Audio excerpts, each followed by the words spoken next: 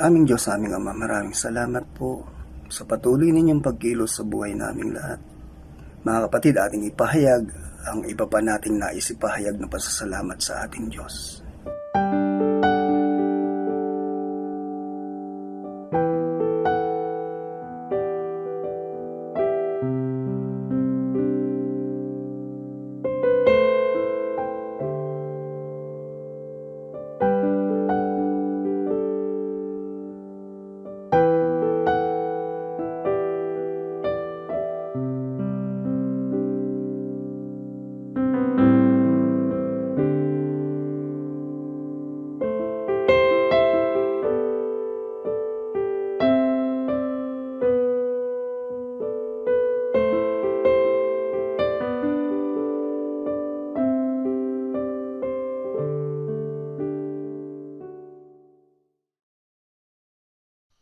Purihin, purihin, purihin ang Panginoon sa araw na ito.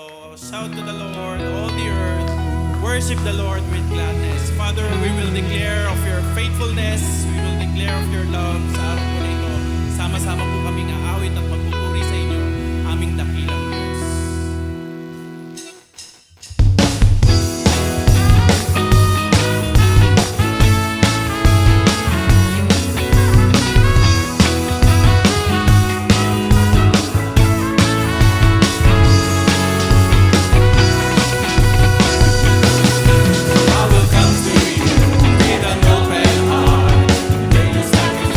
Praise. I have seen your power.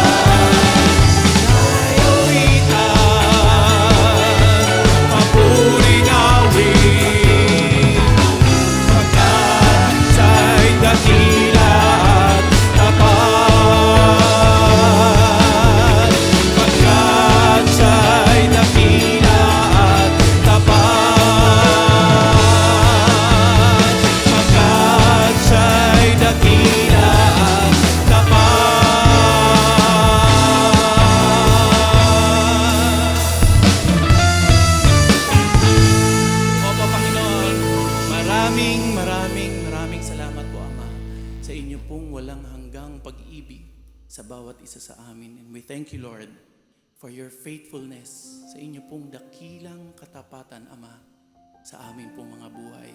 And we will continue, Lord, to declare it today.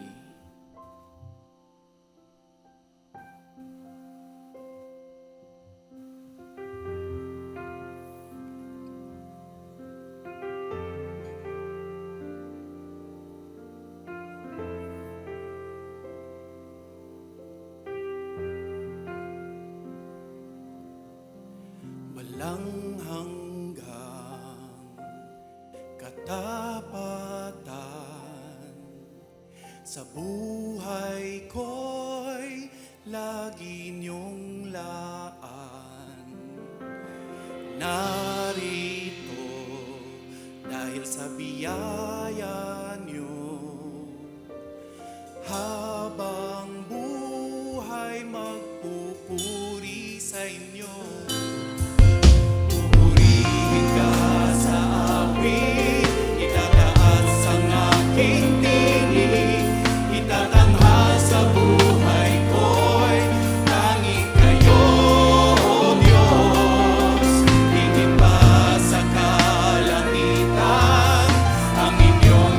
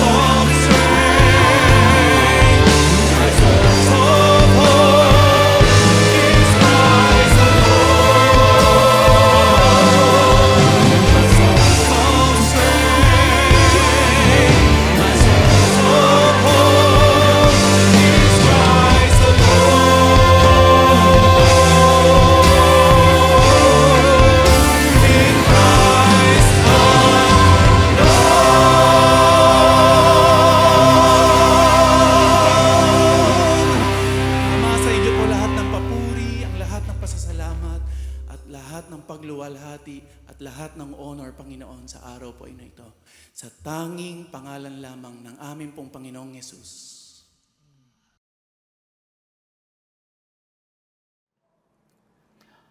People worry. People worry about death. People worry about life. Talaga lang mahilig mag-worry ang mga tao.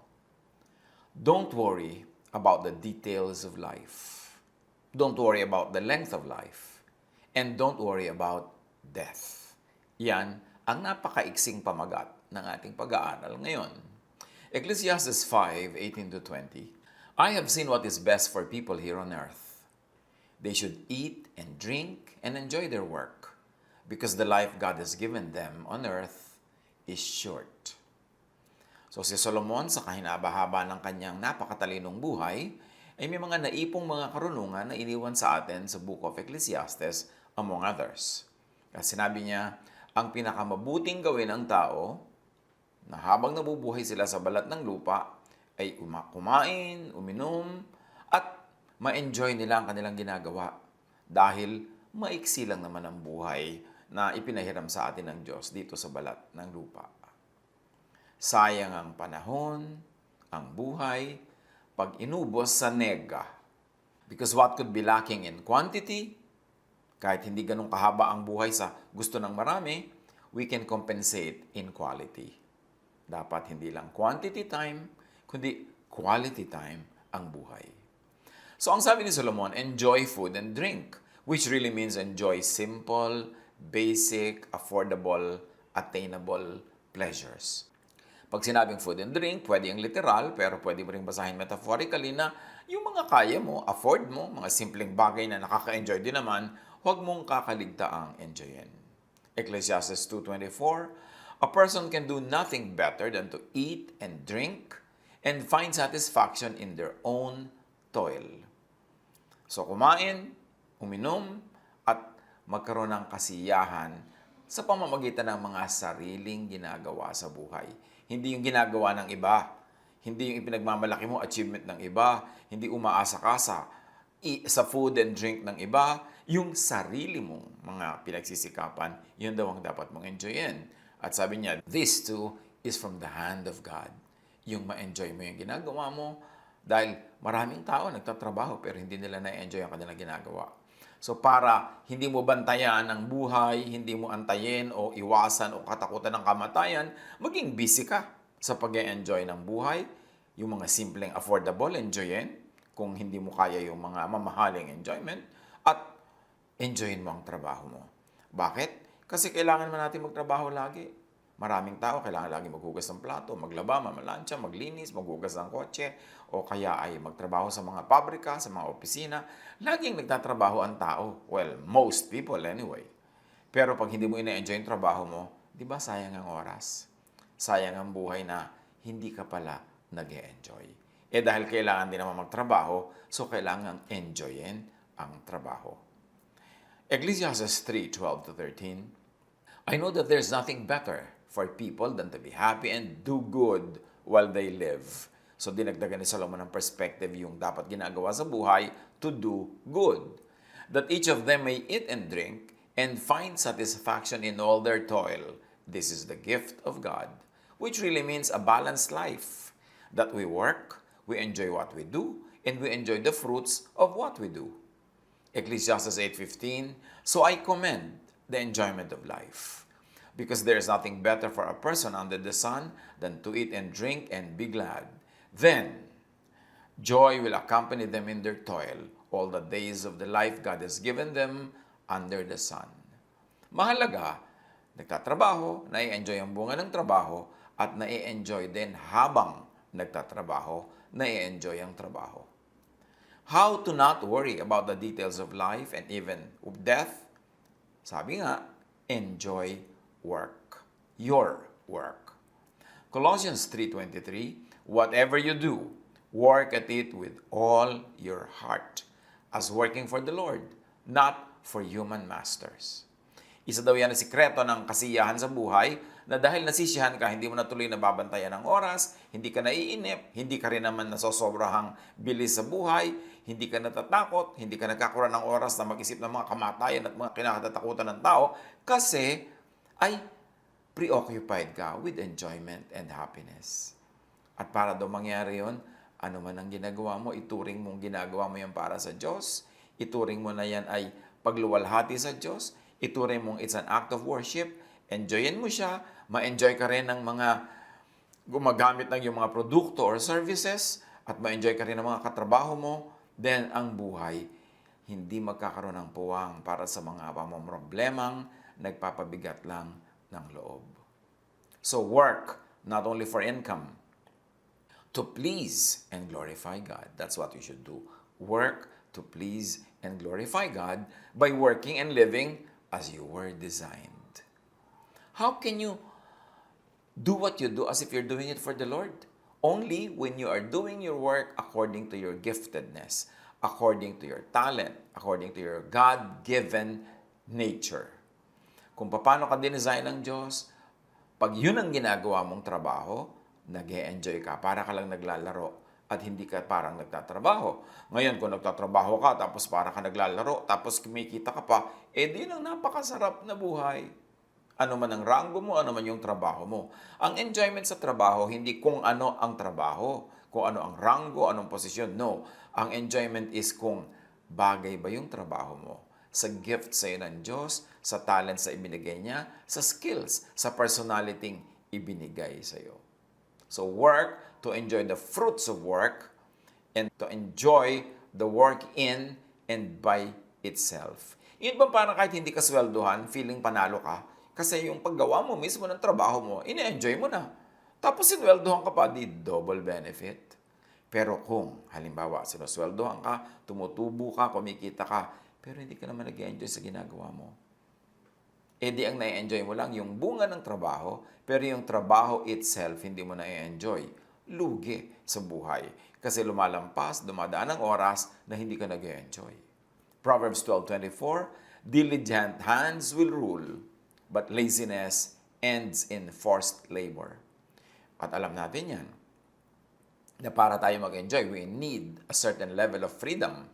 Freedom from the control of others, although hindi naman pwedeng completely free tayo from that kasi may interaction sa society.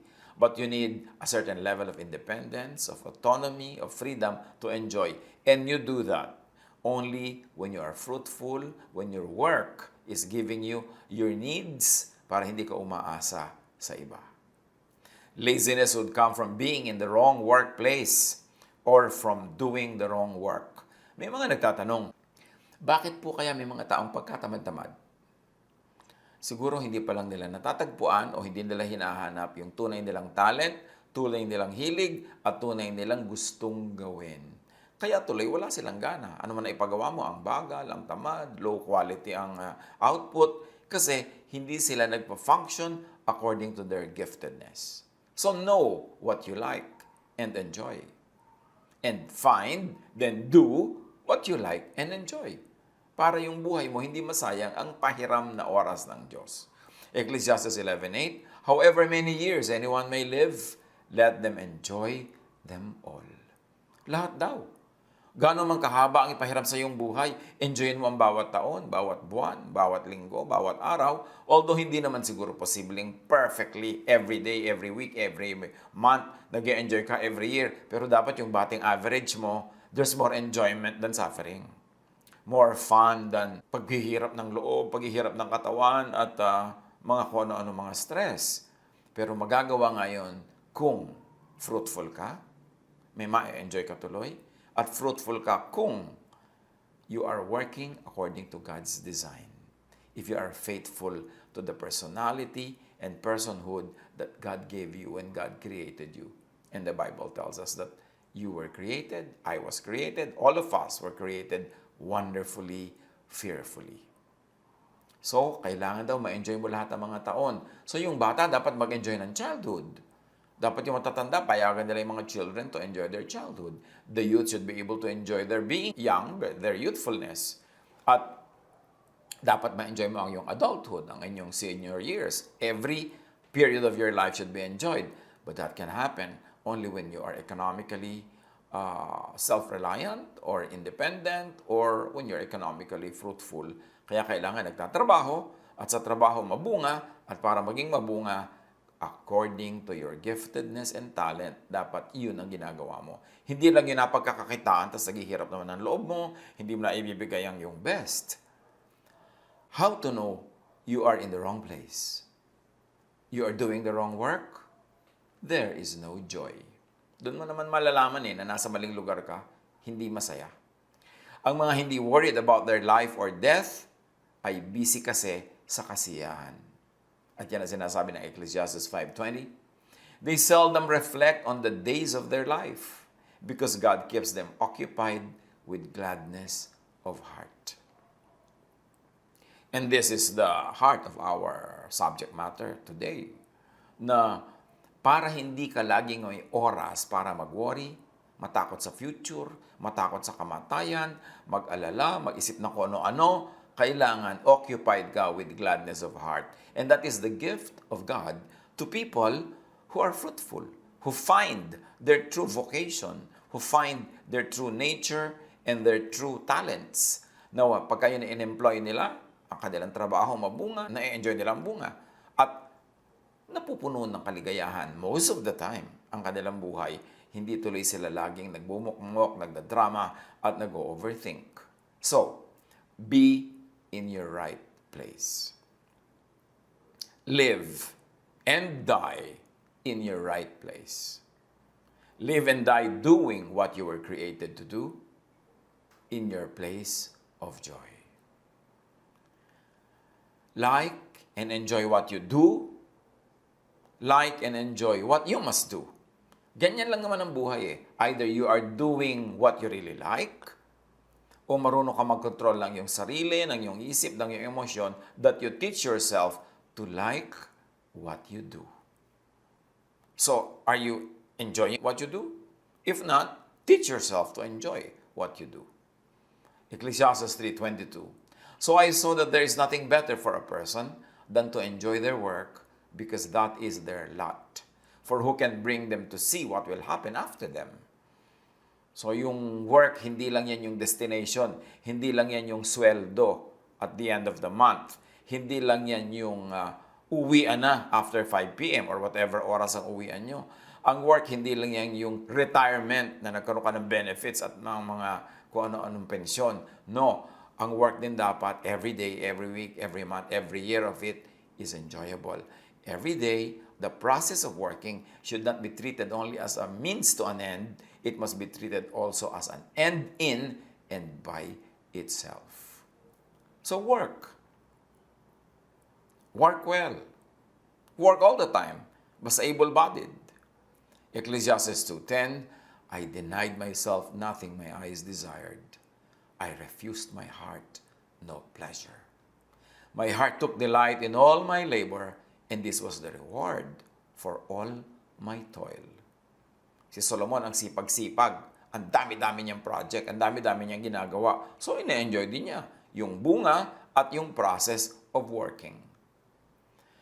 To be happy with life, to leave not much space for worry, for stress, and for fears, delight not only in income, but also delight in the work. Sa pagpapatuloy ng Ecclesiastes 5:18-20, God gives some people the ability to enjoy the wealth and property He gives them, as well as the ability to accept their state in life and enjoy their work. Here we are introduced to another type of person that is blessed. Who is blessed? Binibigyan siya ng Diyos ng capacity na magkaroon ng mga kayamanan, maging mabunga, maging fruitful, tapos may bonus. Binibigyan din siya ng capacity to enjoy the wealth. Kasi maraming mayaman, hindi na-enjoy yung wealth. Either yung ugali nila, hindi talaga sila pala enjoy. So, ba't pa sila nagpayaman? O kaya naman, mayaman sila, pero yung health nila, yung kanilang kalagayan sa buhay, hindi sila makapag-enjoy dahil maraming sagabal. Pero yung binless ka na to be fruitful, nagkaroon ka na ng mga kayamanan, tapos binless ka pa ng kakayahan na enjoyin ito, Napakaraming tambak-tambak yan na pagpapala na dapat lang nating ipagpasalamat at dapat nating i-express ang thanksgiving by sharing with the needy. Also, by sharing with the deserving. Yung mga katrabaho natin, kasama natin sa production, kailangan meron din tayong pagpapasalamat sa Diyos by giving to them. How do you not worry about the details of life and of death? Make wealth, acquire property. Uso kasi sa maraming conservative religiosity, minamasama yung may wealth ka, may property ka, pero ang Diyos ang nagbibigay ng lahat ng yan. The earth is the Lord's and everything in it. At sabi pa nga sa Bible, the house of a righteous man is filled with treasure. Kasi blessing yan ng Diyos. Hindi dapat na ikahiya, hindi dapat ika-guilty, at lalo namang hindi dapat na itago. Kailangan ipagpasalamat natin sa Panginoon. Proverbs 10:4, lazy hands make for poverty, but diligent hands bring wealth. So, hindi lang minimum wage, wealth. So, huwag tayong masyadong makontento agad na wala pa tayong effort, wala pa tayong na-enjoy, kontento ka na, tapos yung mga anak mo, mga mahal mo sa buhay, hindi mo mabigyan, hindi mo matulungan. Kailangan maghanap ng tunay na mabungang gagawin para marami tayong kasangkapan sa pag-enjoy ng buhay at sa pagtulong sa kapwa sa paggawa ng mabuti. Proverbs 19:4, wealth attracts many friends, but even the closest friend of the poor person deserts them. So if you want to enjoy company, you're a people lover, you want people to be around you, well, mas madaling magkaroon ng maraming tao sa paligid kung tayo ay may mga kayamanan. Kung tayo ay may kakayanan, kung may kaya. Kasi sino naman talaga ang gugustuhin sumama sa'yo lagi kung kailangan ka laging ilibre, kailangan ka laging ipagamot, kailangan ka laging pakainin, damitan, kailangan ka laging tustusan, siguro nanay mo lang at tatay magtsatsaga ng ganun. Kumisang nga kahit asawa hindi nagtsatsaga that much Kaya ang mahalaga nga sa buhay is to be productive, to be fruitful, para mas madali sa mga tao na makitungo sa atin.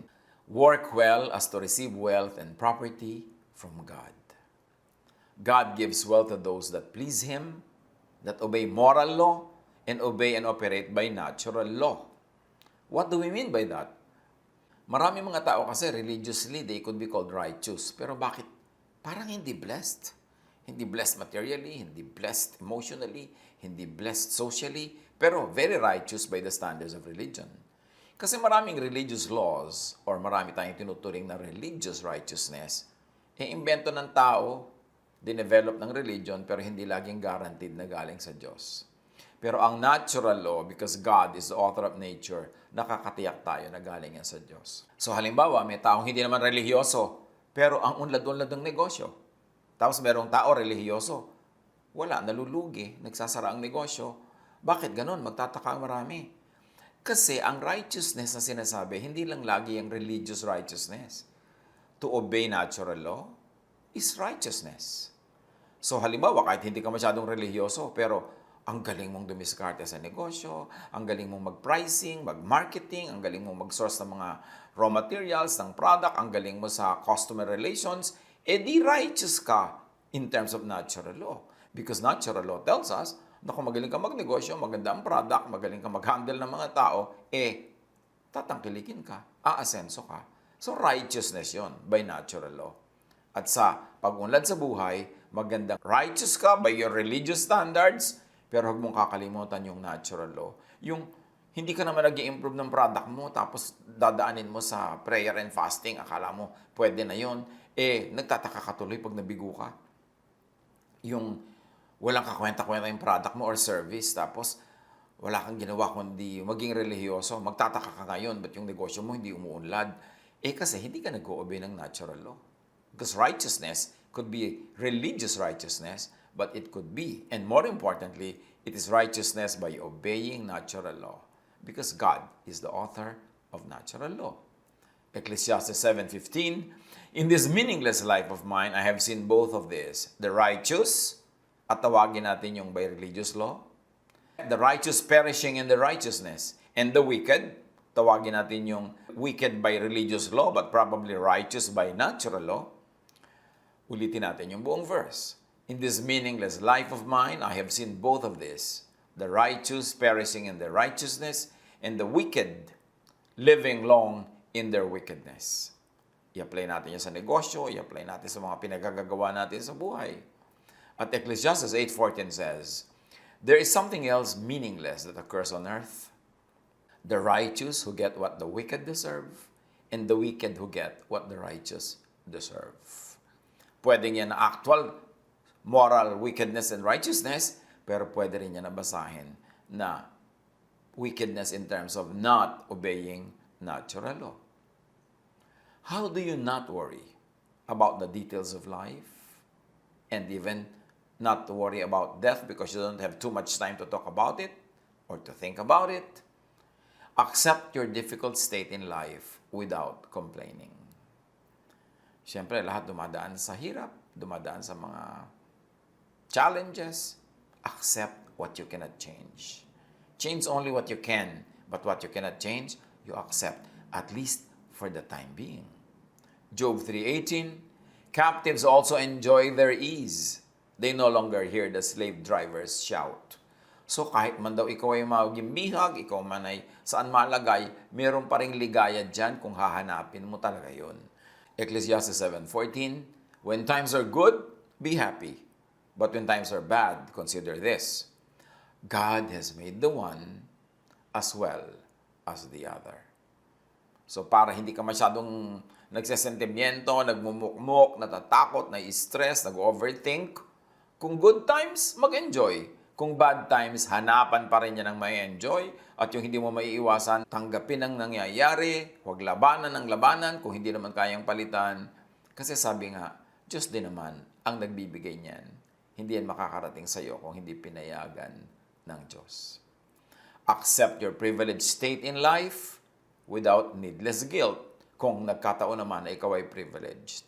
Accept your difficulty and hardship kung doon ka naman napa-assign today. Hindi naman laging ganyan ang assignment. Naiiba-iba naman yan sa paglakad ng panahon. Ecclesiastes 5:20, yung daw mga taong blessed, they do not worry about how short life is because God keeps them busy with what they love to do. Paulit-ulit yung tema that you do something but you love it and therefore you are happy, wala ka masyadong time for drama. Be and keep busy doing what you love to do. Pagtatanong ko minsan yung iba, paano yan yung trabaho ko po, hindi ako enjoy. Gumawa ka ng paraan na makawala sa trabaho na yan, maghanap ka ng ibang trabaho, mag-imbento ka, o mag-self-employed ka, o kung talagang hindi mo maiwasan yan, at least for the time being, turuan mo ang sarili mong tanggapin yan, enjoyin yan, at maging masaya ka. Kasi blessing yan ng Diyos. Kung hindi masyadong malinaw na blessing, ikaw ang magpalinaw at gawin mo sa sarili mo yan na blessing. Kailangan busy ka doing what you love to do. Kaya mahalaga nga, sa pag-aaral pa lang, pinipili mo na yung career na patungo doon sa talagang gusto mong gawin. Hindi patungo doon sa madaling ma-employ, madaling magkatrabaho, yung malaki ang sweldo. Tapos hindi ka naman masaya. Kailangan nandun ka sa masaya ka. Why? Kasi pag masaya ka, magiging productive ka. At pag productive ka, pagkakaperahan mo rin yan. Yung ginagawa mong trabaho na sa tingin ng mga matatanda. Kumisan, pag gusto mo mag-aral ng ganito at ganun, tanong nila, ano magiging trabaho mo? Paano ako susweldo? Kasi siyempre, hindi naman laging malawak ang exposure nila sa lahat ng mga bagay-bagay. Pero pansinin ninyo sa mga kakilala nyo, mga kaibigan, mga kababata, kung sino nagyamanan. Madalas pa nga yung mga school dropout eh. Madalas yung may mga street smart. No? Tapos yung madalas yung mga honor-honor. Well, nagkakaroon naman sila ng trabaho, nagkakaroon naman sila ng vocation, pero hindi nagiging outstandingly tipak ang kita nila. Madalas ganun, hindi naman laging ganun. Meron ding exceptions. Kasi usually, yung mga dropout, yung mga mahilig mag-imbento ng gagawin, yung mga creative, yun ang nakakagawa ng talagang gusto nila. Sila ang tuloy yung nag-a-achieve at sila yung nagkakaroon ng wealth. Do not be busy watching other people's lives. Gusto mo maging miserable? Lumungkot? Mainis? Magalit? Panoorin mo ang buhay ng kapwa mo. Bantayan mo ang kanyang pag-asenso, kainggitan mo, pagchismisan ninyo. Don't do that.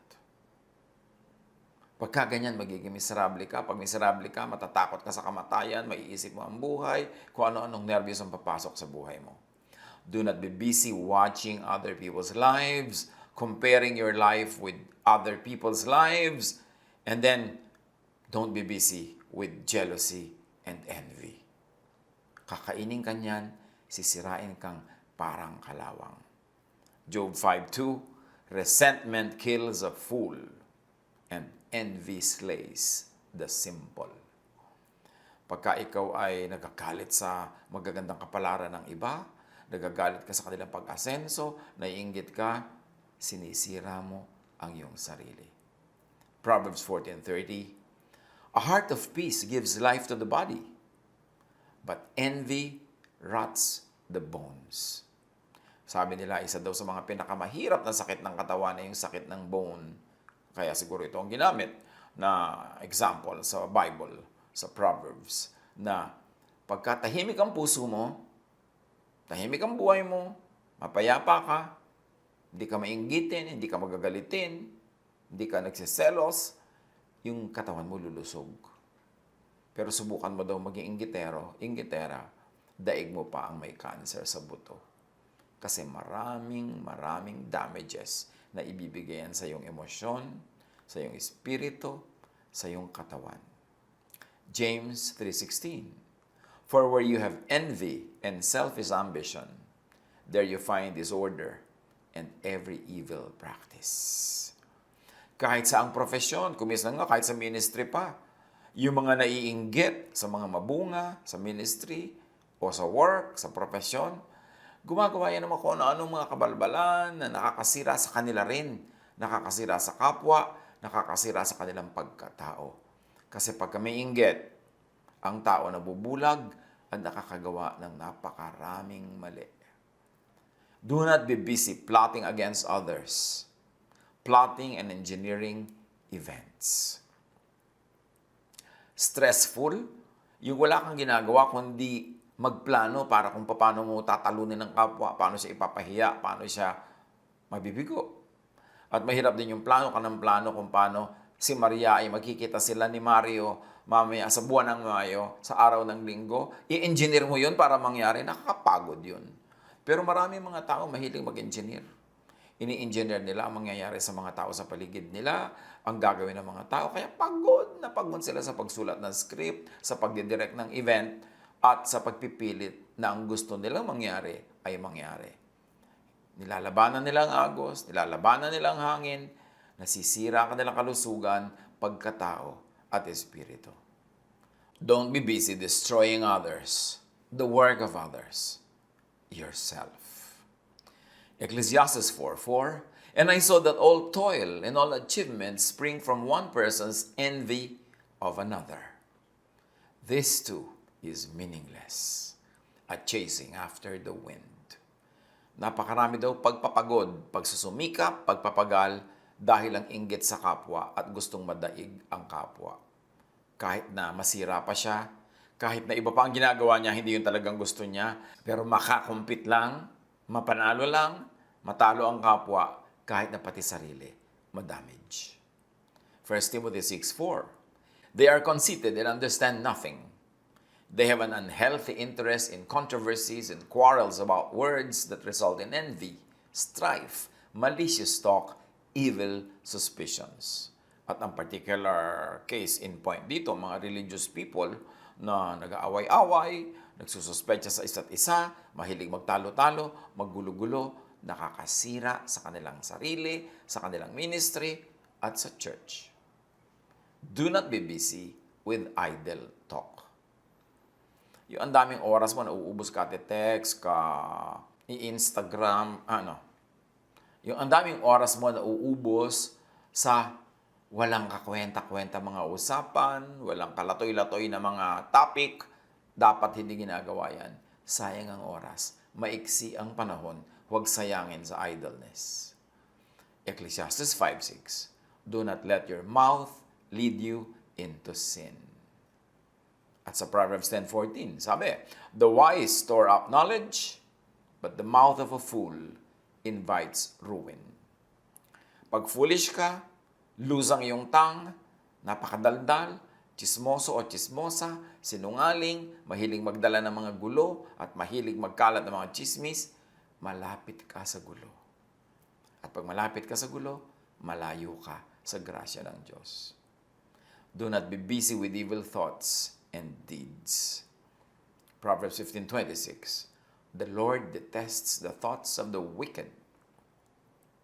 And Proverbs 4:23. Above all else, guard your heart, for everything you do flows from it.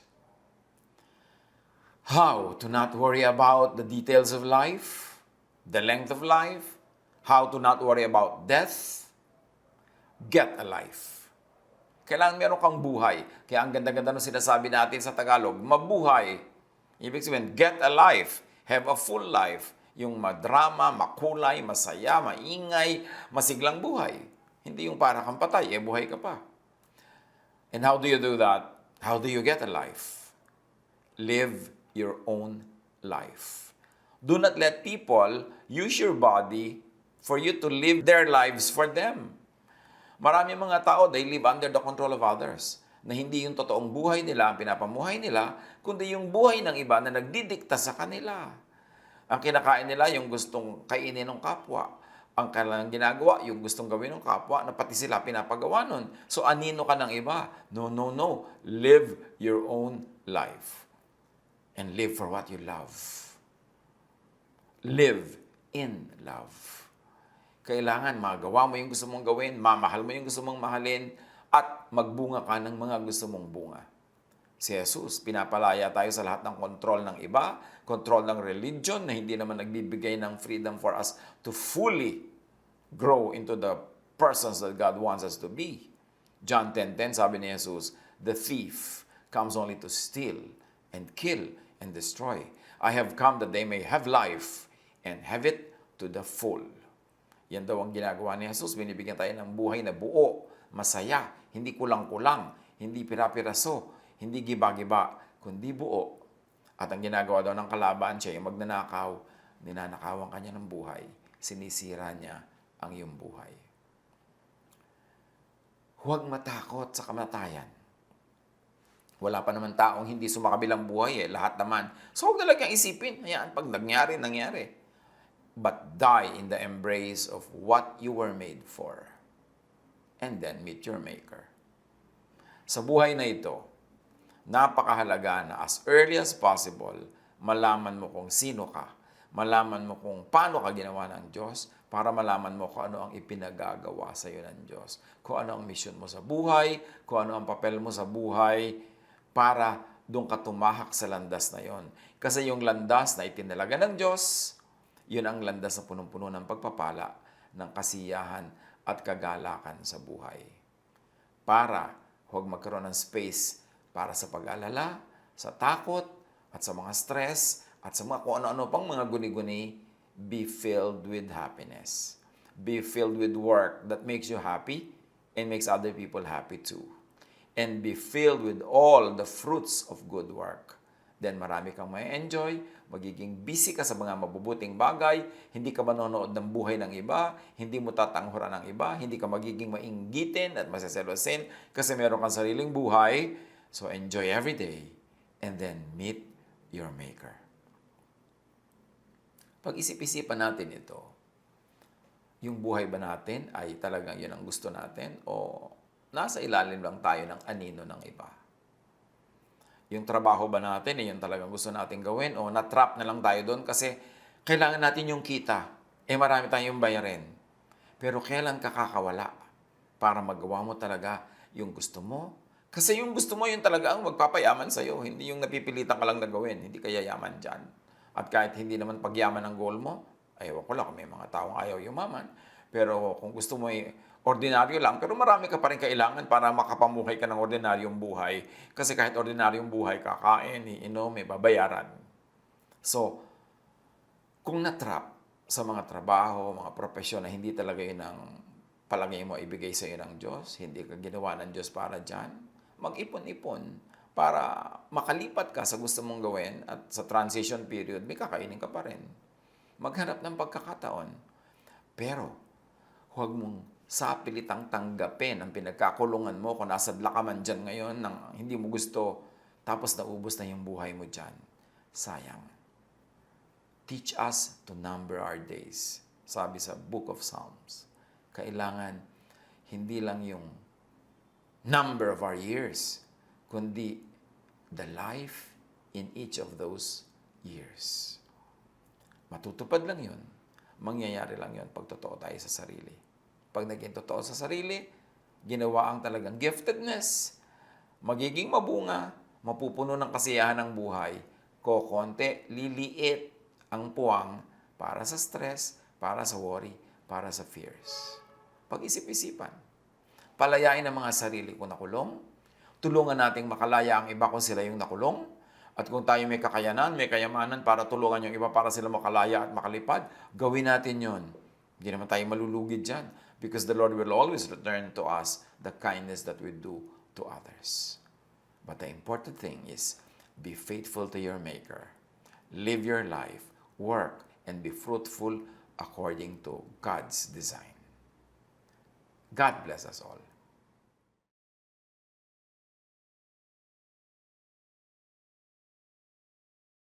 Aming kataas-taasan at makapangyarihang Diyos, maraming salamat dahil kayo ang siyang nagpapalaya sa amin sa mga alalahanin sa buhay. Hayaan at tulungan niyo po kaming palayain din sa mga alalahanin ng aming kapwa upang ma-enjoy namin ang bawat araw. Ikasiya naming mamuhay ng mabunga ayon sa inyong pagkakadisenyo sa aming pagkatao.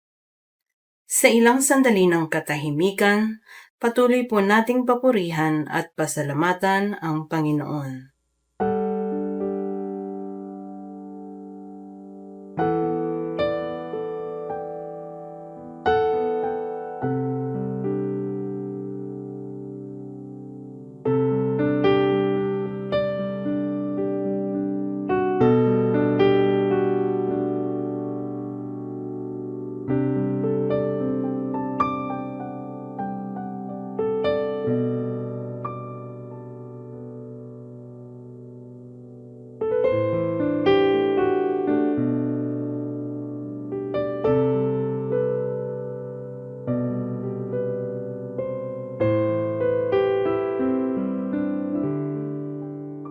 Panginoon, salamat po sa mga blessings na aming natanggap at matatanggap buhat sa inyo. Salamat sa pagtustos sa aming mga pangangailangan. Narito po ang aming mga handog, ibinabalik at iniaalay po namin sa inyo sa pangalan ng Panginoong Hesus.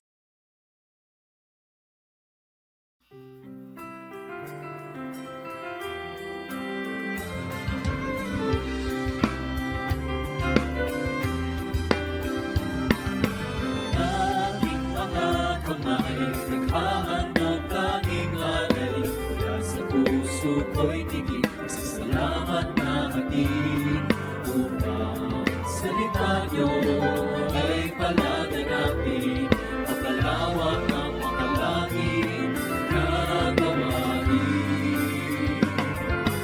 Tinig na umaawit at maturi ang inihahatid sa salamat na sinasambit ang kalagay walang patid upang sayang ibinabalik biyayang galing sa langit, tunay na yaman, inyong pag-ibig. Ang aming alay, O Diyos, ay tanggapin.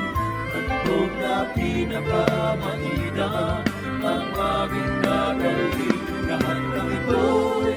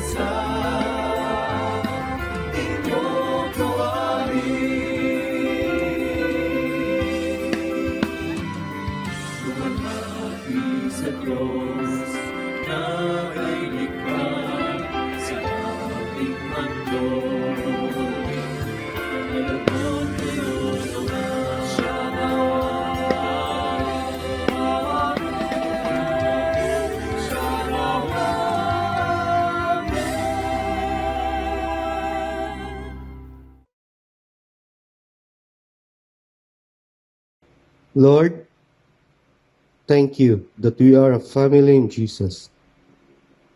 Help us to share His love, joy, peace, rest with everyone that we encounter this week. And now, my dear brothers and sisters, may the strength of God sustain us.